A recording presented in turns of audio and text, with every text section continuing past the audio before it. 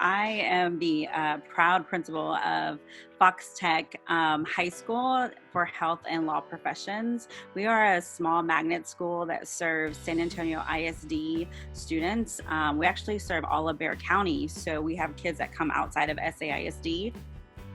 Students aren't in a place right now to really handle a traditional school day. If kids do not have shelter, if they don't have food, there's no way we're going to get to engage them in any type of platform, whether it's face-to-face or on the phone or virtual. And so our idea was really keeping it simple for kids and focusing on a CTE type of module that allowed us to integrate math, science, social studies, and English. And then the second thing was to really reach out to kids on an SEL level to build and create activities daily where kids could engage in socio-emotional learning. You have to know what your core values are, right? Why your school is created, what you're doing, what your mission is. It's really hard to stay grounded. Everything that we do in our core curriculum should always support health and law, period. So this just allowed us to reinforce what our values are, what our core, our mission statement is. The biggest thing that I posed to the faculty and to my leaders at the beginning was Maslow's hierarchy of needs, that if we can't meet this physiological need at the very bottom, we're never going to get to self-actualization and to learning, and really being responsive to that at all levels, whether it's with my students, whether it's parents, and whether it's teachers, and even my admin, my leaders, my counselors, my admin staff. To be cognizant of that. And they're going to be anxious. That's just a given. And so what are you doing as a leader to help them get through that anxiety? So I start with music on all of my meetings. I'm always trying to get them to laugh or to do some kind of crazy dance. Of course, we get to the serious stuff, the more SEL type counselor things as well.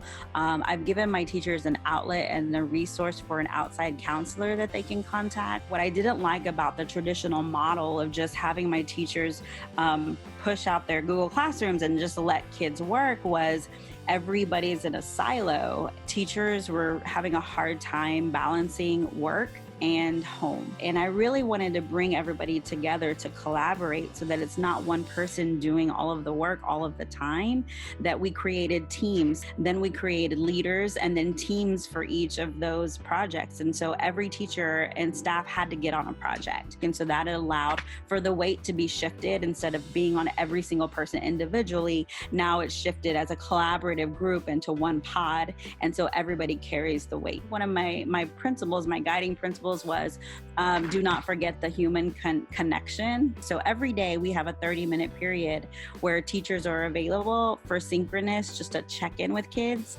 And that's been super helpful. They've been playing bingo. They've been playing all kinds of scavenger hunt games just to get kids involved. And I think that's our biggest thing. We just want to engage kids however we can, and that we don't lose them between now and whenever it is we have that face-to-face interaction.